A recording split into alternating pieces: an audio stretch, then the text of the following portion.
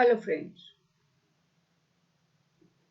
आज हम लोग ये अभी जो एग्जाम चल रहा है दिसंबर में, उसमें सीडीपी का कुछ मेमोरी बेस्ड क्वेश्चंस को डिस्कस करेंगे। कुछ क्वेश्चंस मुझे मिले हैं और कुछ को मैं ऐसे ही डिस्कस करूंगी, जिसमें कि कुछ क्वेश्चंस ऐसे हैं जो मेमोरी पर, बिल्कुल मेमोरी पर आधारित हैं। ठीक है, तो पहला क्वेश्चन हमारा है,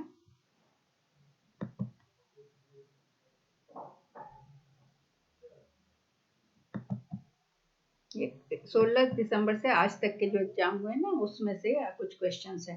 इसका एग्जैक्ट डेट नहीं पता, मगर ये अभी के एग्जाम में है। According to Emile, the noblest work in education is to make a और एन। एमिल के अनुसार शिक्षा में सबसे अच्छा काम क्या करना है? काम एक बनाना है। क्या बनाना है? एक अच्छा नागरिक बनाना है। शिक्षा का सबसे अच्छा काम क्या है? एक अच्छा नागरिक बनाना है। इसको हम लोग जल्दी जल्दी डिस्कस करके क्वेश्चन आंसर को, हो सकता है कि रिपीट हो, क्योंकि कभी कभी अभी देखने में आ रहा है कि एक ही क्वेश्चन पेपर में एक, जैसे हार्वर्ड गार्डनर का दो क्वेश्चन आया है, तो ये सब चीज हम लोग को, पियाजे का दो क्वेश्चन आया है, तो ये सारी चीजों को हम लोग को देखते हुए ये सोच सकते हैं कि ये क्वेश्चन रिपीट किया जाएगा। कोलबर्ग, वाइगोत्स्की और पियाजे से बहुत सारे क्वेश्चंस पूछे जा रहे हैं। The word pedagogy means, pedagogy शिक्षा शास्त्र का शब्द का क्या अर्थ है? शिक्षा शास्त्र का अर्थ हम लोग बहुत अच्छे से जानते हैं, बताइए क्या है? शिक्षा शास्त्र का अर्थ है टू लीड द चाइल्ड, बच्चों का नेतृत्व करने के लिए। शिक्षा शास्त्र शब्द का अर्थ है to lead the child. Pedagogy का अर्थ ही यही होता है कि बच्चों को स्टडी ऑफ, पेडागॉजी होता क्या है? स्टडी ऑफ टीचिंग मेथड, जिसमें कि AIIMS of, including the AIIMS of education and the way in which such goals में बी अचीव। तो पेडागॉजी स्टडी है टीचिंग मेथड्स का, जिसमें कि एम्स ऑफ एजुकेशन और जिस तरह से उसको, उस एम को अचीव किया जाए, ये सारी चीजों का समावेश होता है। इसलिए इसका आंसर है बच्चों का नेतृत्व करने के लिए। अगला क्वेश्चन है, इसका कलर बदल देती हूँ। अगला क्वेश्चन है, what is the stage from 2 to 6 years is called? 2 to 6 years की अवस्था को क्या कहते हैं? Pre childhood, infancy, letter childhood और प्री एडोलेसेंस। तो ये क्या है कि डेवलपमेंट प्रोसेस जो है वो डिफरेंट स्टेजेस से पास होता है। बच्चों का जो डेवलपमेंट होता है, विकास जो है, वो अलग अलग अवस्था से गुजरता है। तो हर स्टेज का जो डेवलपमेंट है, उसका कुछ स्पेसिफिक कैरेक्टरिस्टिक होता है। तो जब बच्चे का इन्फेंसी होता है तो 2 साल तक का समय होता है। इन्फेंसी में 0 to 2 years का होता है इसमें, और अर्ली चाइल्डहुड होता है 2 to 6 years, और लेटर चाइल्डहुड होता है 6 to 10 years,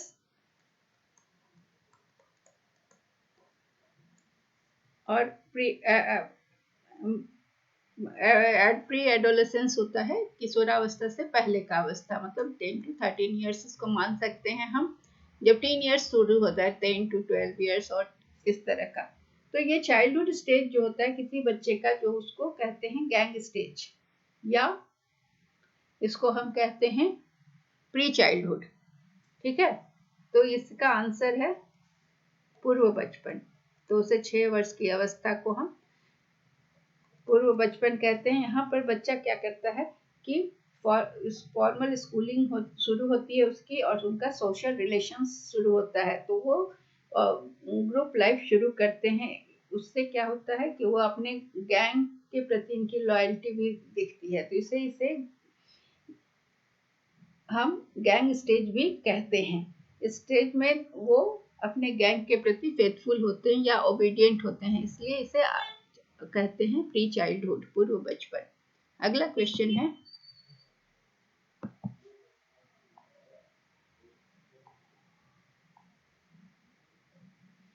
कि the field of study connected with the construction of thought process including remembering, problem solving,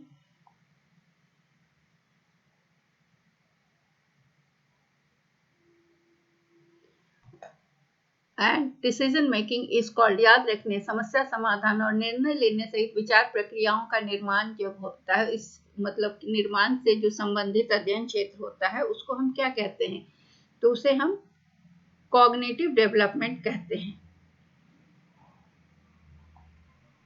उसे हम कॉग्निटिव डेवलपमेंट कहते हैं।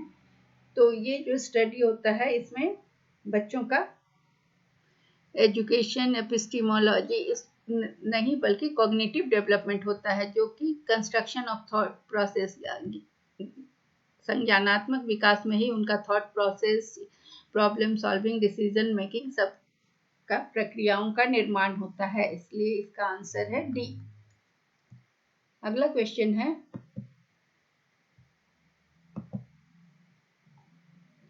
Pedagogy is the study of,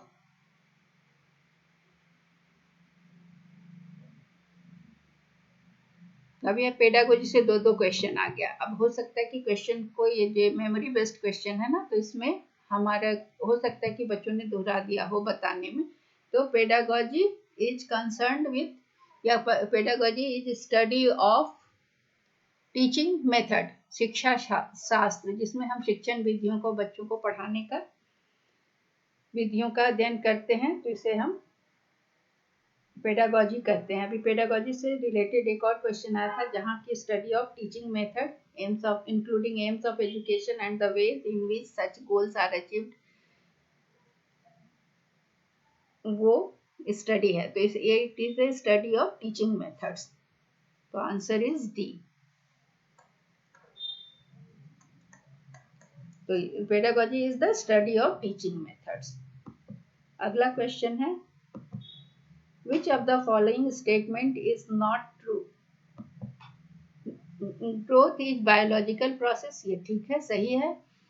Development is a quantitative process, विकास एक मात्रात्मक प्रक्रिया है। नहीं, हम मात्रा में विकास को नहीं प्रकट कर सकते, क्वांटिफाई नहीं कर सकते कितना विकास हुआ है उसको हम, ये क्योंकि विकास को हम क्वांटिटी में नहीं दर्शा सकते। Education is a goal oriented process, learning is a process of behavioural change, all are correct, केवल ये सही, ये कथन सत्य नहीं है। तो आंसर इज बी, क्योंकि हम विकास को क्वांटिफाई नहीं करते, संख्या मात्रा में नहीं बता सकते।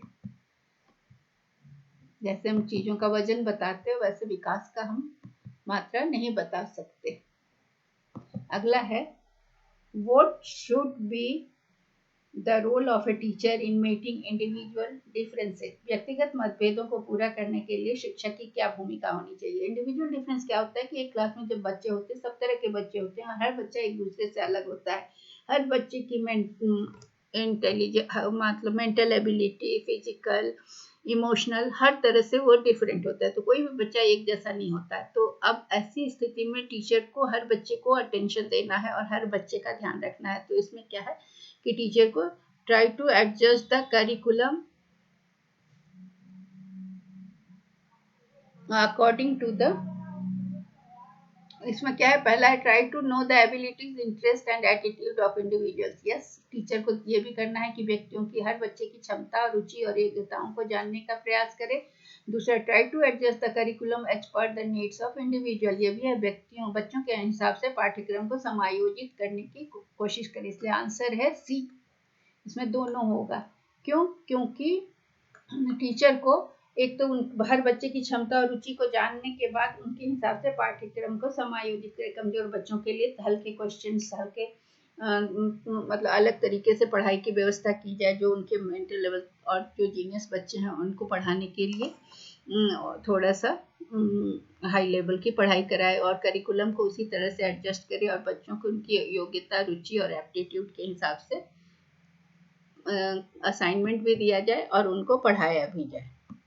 अगला क्वेश्चन है, What type of evaluation identifies the learning deficiency and difficulties of the learner? किस प्रकार के मूल्यांकन से शिक्षार्थियों के सीखने की कमियों और कठिनाइयों का पहचान होता है?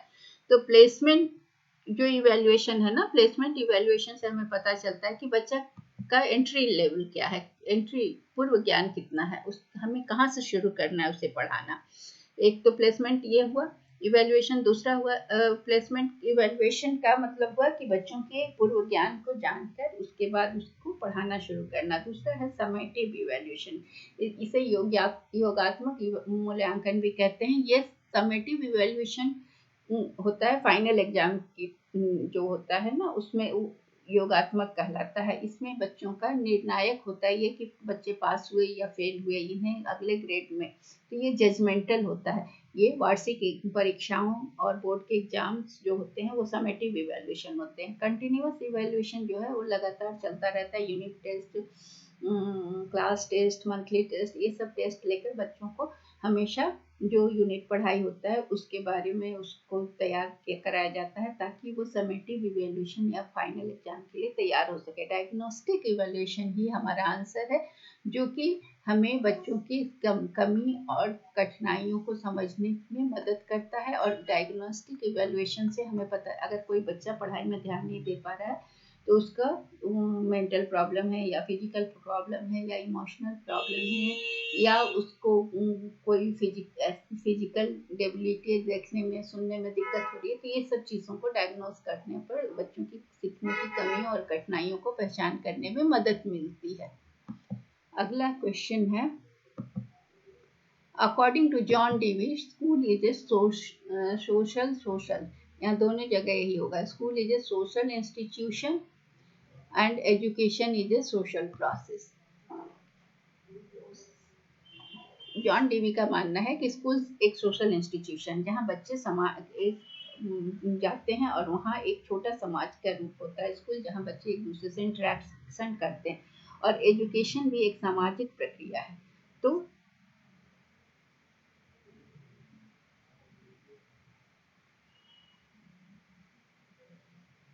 इसलिए ये जॉन डीवी का कथन है कि स्कूल एक सोशल इंस्टीट्यूशन है और यहाँ से बच्चों का सामाजिकरण, फैमिली के बाद दूसरा सोशल इंस्टीट्यूशन स्कूल होता है। तो इसलिए इसका आंसर है ए।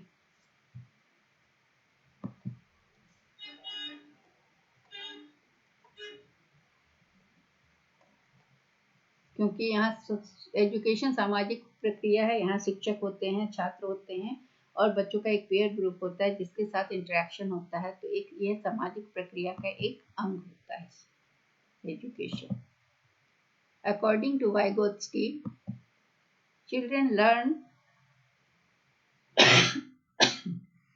by maturation, imitation, by interacting with adult and peers when reinforcement is offered।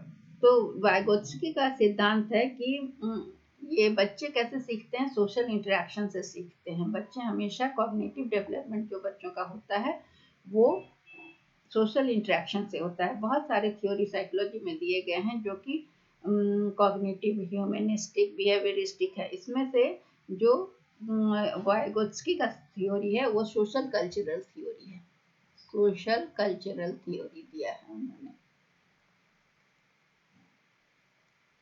Vygotsky का दिया हुआ सिद्धांत सोशल कल्चरल थ्योरी, जिसका मतलब है कि समाज का इंटरेक्शन जो है लोगों का, वयस्कों, साथियों के साथ, एडल्ट्स एंड पीयर के साथ जो इंटरेक्शन होता है वो बच्चों के कॉग्निटिव डेवलपमेंट में बहुत ही क्रूशियल रोल प्ले करता है। तो वाइगोत्स्की का कहना है कि सोशल इंटरेक्शन जो है वो बच्चों के विकास का, बच्चे सीखते किससे हैं, तो वो इंटरेक्शन जब करते हैं और कोलैबोरेशन करते हैं, जब वयस्कों के साथ, अपने से ज़्यादा जानकारी वाले लोगों के साथ या अपने साथियों के साथ, तो इसे हम कहते हैं सोशल इंटरेक्शन थ्योरी के हिसाब से बच्चे सीखते हैं interacting with adults and peers.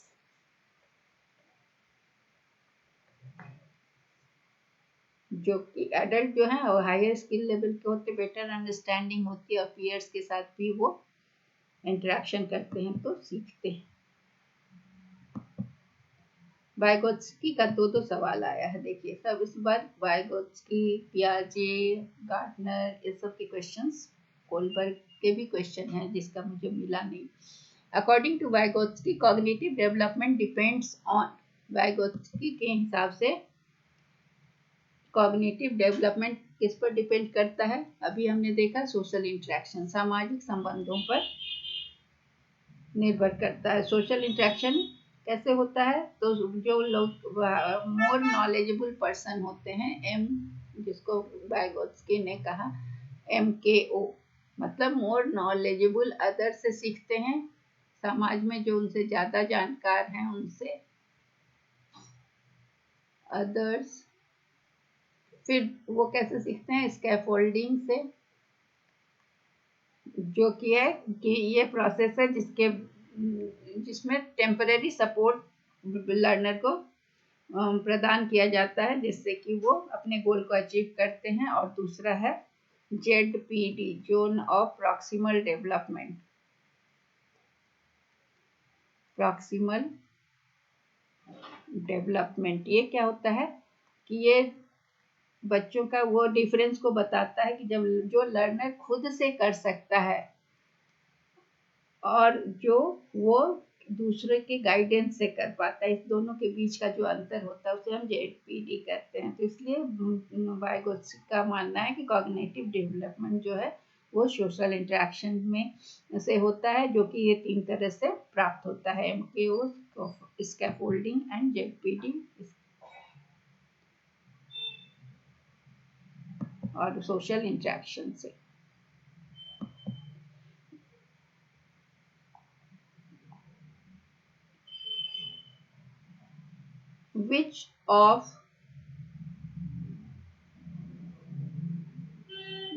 Which one is not included in Piaget's 4 stage of cognitive development? पियाजे के 4 स्टेज ऑफ डेवलपमेंट है, जिसमें सेंसरी मोटर स्टेज एक है, जिसे संवेदी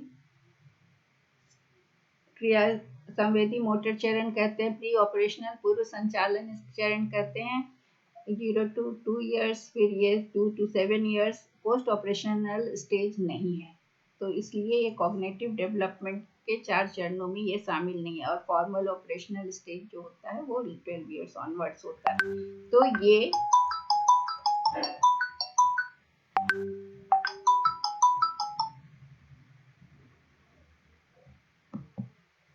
पियाजे का संज्ञानात्मक विकास में शामिल नहीं है। हार्वर्ड गार्डनर का theory of multiple intelligence suggest करता है कि a teacher should use multiple intelligence as a framework for devising alternative way to teach the subject matter। शिक्षकों को विषय पढ़ाने के लिए वैकल्पिक तरीकों को तैयार करने में मल्टीपल इंटेलिजेंस को एक रूपरेखा के रूप में प्रयोग करना चाहिए। दूसरा है ability is destiny and does not change over a period of time. क्षमता नियति है और समय के साथ नहीं बदलती है। Every child should be taught every subject in 8 different ways in order to develop all the intelligence. Intelligence is solely determined by IQ test. Intelligence पूरी तरह IQ परीक्षणों के द्वारा निर्धारित किया जाता है। तो इसका आंसर है कि हार्वर्ड ने कई तरह के इंटेलिजेंस को बताया है किसी भी सब्जेक्ट मैटर को पढ़ाने के लिए, जिसमें कि बहुत तरह के इंटेलिजेंस को उन्होंने बताया। तो उसमें उन्होंने special intelligence, kinesthetic, linguistic, spatial, बहुत तरह के इंटेलिजेंस को बताया। और इस बढ़ाने के लिए बच्चों को पढ़ाने के जो रूपरेखा को तैयार करने के लिए उन्होंने बताया, तो उसमें हर तरह के बच्चों को उनके इंटेलिजेंस के हिसाब से पढ़ाने की बात कही है। तो इसका आंसर है 1। तो जिस बच्चे में जो एबिलिटी है उसके हिसाब से पढ़ाने की बात कही गई। That's all, thank